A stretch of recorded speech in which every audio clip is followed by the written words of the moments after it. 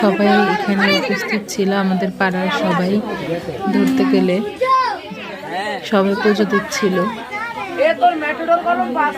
আর মায়ের কাছে যার যার মনের ভাব প্রকাশ করছিল।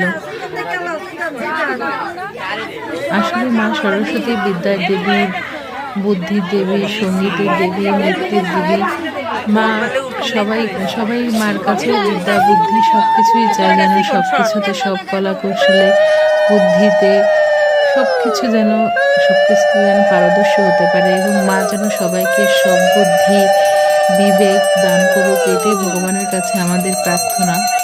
মা যেন সবাইকে বিদ্যা বুদ্ধি বিবেক সব কিছু যেন দান করে, সবাই যেন সেইগুলি নিয়ে মানুষের মতো মানুষ হতে পারে।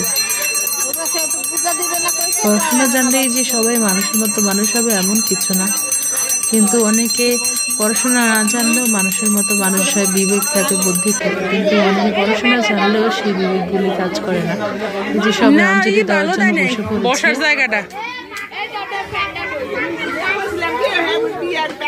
জায়গাটা ভালো হয় নাই, বসার জায়গা সব ময়লা।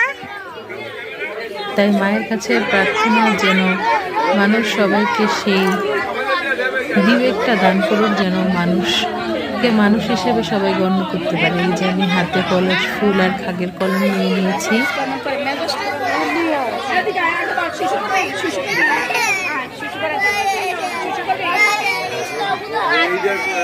এই যে বেলপাতা ফুল সব হাতে নিয়ে নিয়েছি।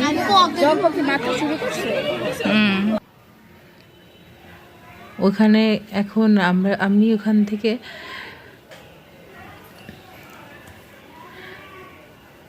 ওখান থেকে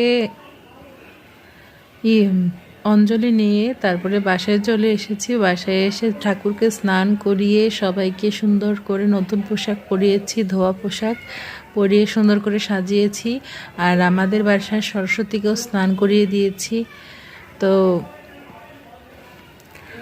আপনাদের সাথে শেয়ার করলাম এটাও। আপনারা সবাই ভগবানের কাছে প্রণাম করবেন, আশীর্বাদ চাইবেন, আর নিজেদের মনের ভাব প্রকাশ করবেন। সবাই ভালো থাকবেন, সুস্থ থাকবেন, সবাই একসাথে থাকবেন, সবাই সবার পাশে থাকবেন, সবাই সবার সাথে থাকবেন, সবাই সবার বিবেক বুদ্ধি নিয়ে থাকবেন, ভালো থাকবেন, সুস্থ থাকবেন। আর আমার চ্যানেলটি যদি ভালো লাগে, আমার ভিডিওগুলি যদি ভালো লাগে, তাহলে লাইক কমেন্ট শেয়ার করবেন। আর যারা ইউটিউব থেকে দেখছেন তারা সাবস্ক্রাইব করবেন, আর যারা